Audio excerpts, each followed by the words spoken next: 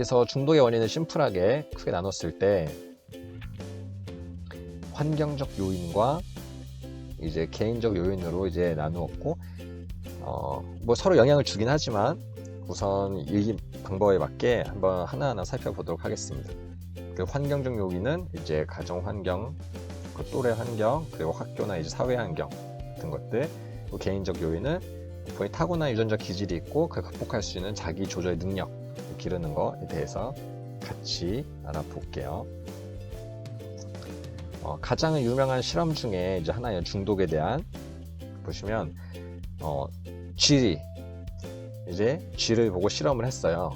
그 두 개의 물통을 두고 상자 안에 이제 그냥 물과 약간의 마약을 섞은 코카나 헤로인 같은 거 섞은 거 이제 넣었습니다. 그럼 쥐들이 이제 어떤 물을 더 선호하느냐를 관찰했어요. 그러면 어떤 물을 더 선호할까요? 실험 결과 기본적으로 이 마약을 섞은 물에 막 줄 서서 쥐들이 막 몰려 있고 이런 모습이 발견이 됐어요. 그래서 한 번씩은 똑같이 한 번씩 먹어도 물은 그냥 물인데 마약 한번 먹으면 다시 이걸 먹고 싶은 계속 그런 반복된 그것도 야기하고 결국 이제 중독이 되게 합니다. 네, 이런 실험실에 있는 쥐들에서 단순하게 아무것도 없고 이제 물 두 개만 있었을 때 쉽게 중독이 됐다면 이 행복한 쥐를 만들기 위한 공원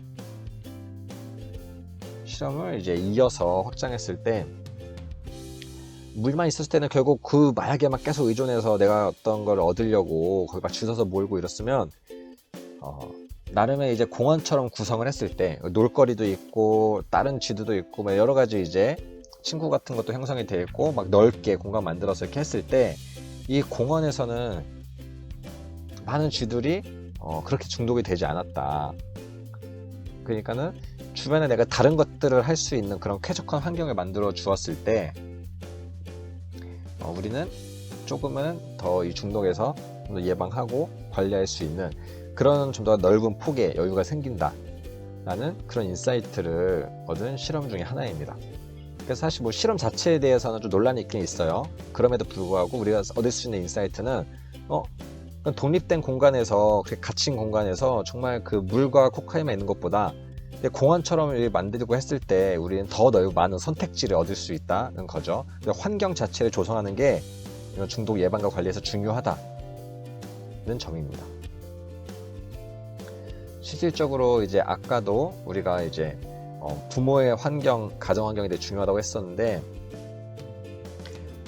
부모의 양육 태도, 그러니까 게임 과몰이의 입장에서 이제 부모의 부정적인 양육 태도가 영향을 미친다라고 했을 때 그 요소들이에요.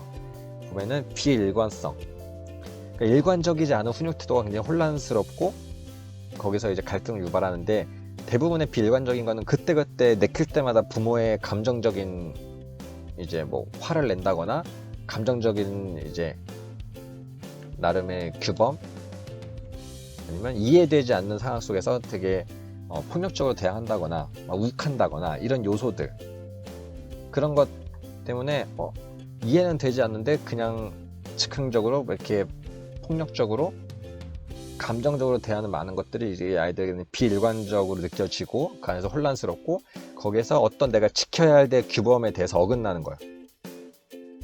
규칙을 지켜야 되고 뭐 절제하고 규범을 만들어 가는 거에 대해서 어차피 그래서는 뭐 비일관적으로 이거 가정 내에선 적용이 되다 보면 그런 것들을 따라야 할 의지 자체를 잃어버리는 거죠.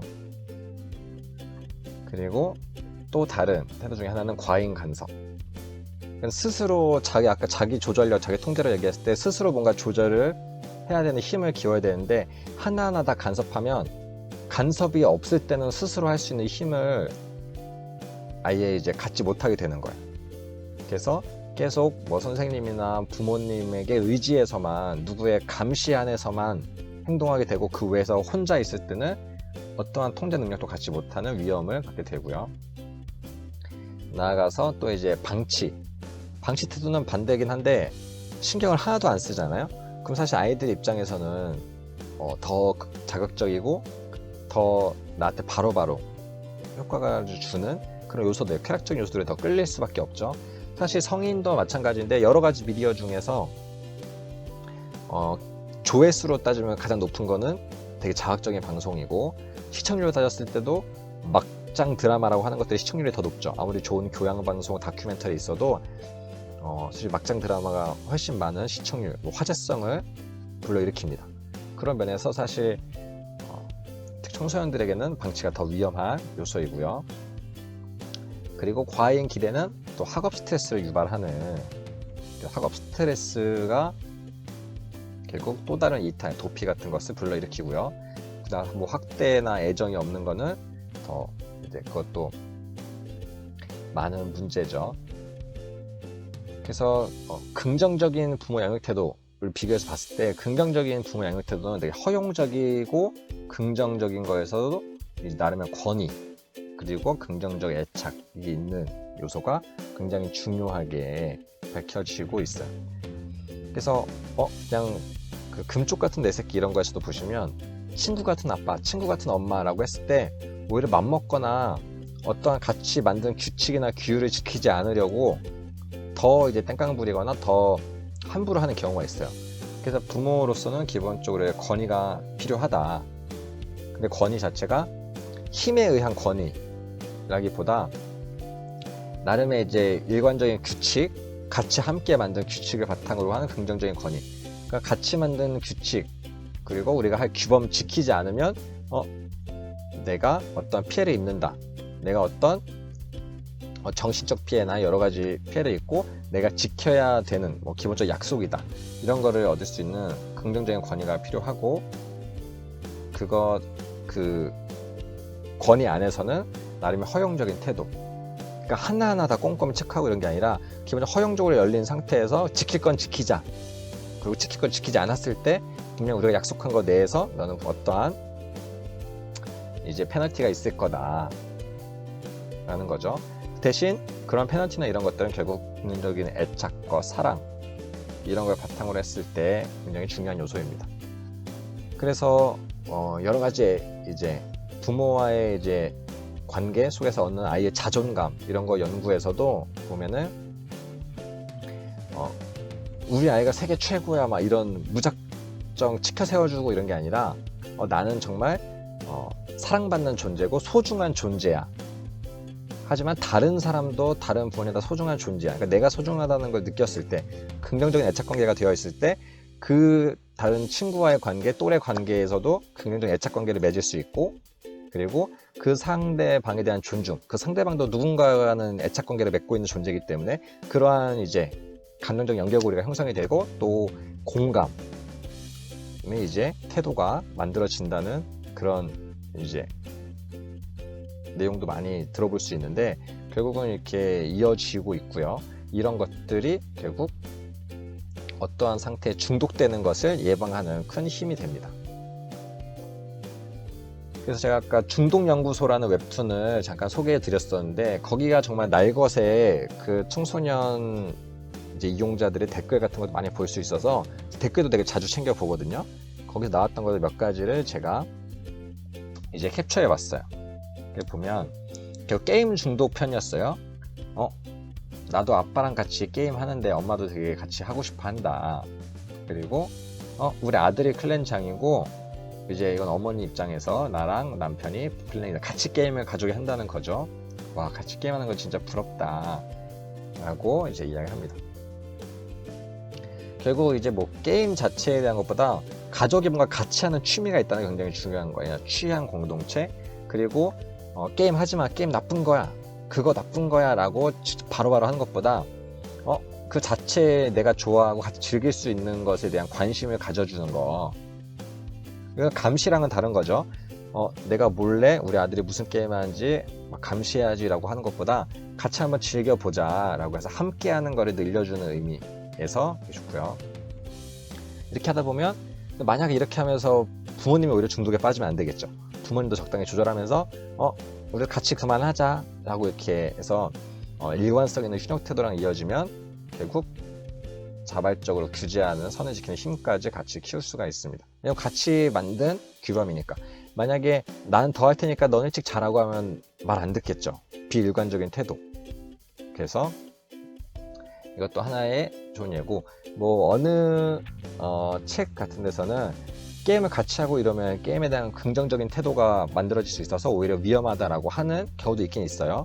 그만큼 이제 우선 나쁜 게임은 당연히 같이 하면 안 되겠고요. 부정적인 영향을 주는 게임 같이 하면 안 되겠고, 그 외에는 이제 아까 제가 초반에 이제 게임 산업에 대해서 말씀을 드렸는데, 지금 디지털 네이티브 친구들이 게임 세대라고 할 정도로 게임에 많이 길들여져 있고 게임에 친근한 세대이기 때문에 게임을 아예 못하게 하는 건 사실 너무 힘든 상황이고요.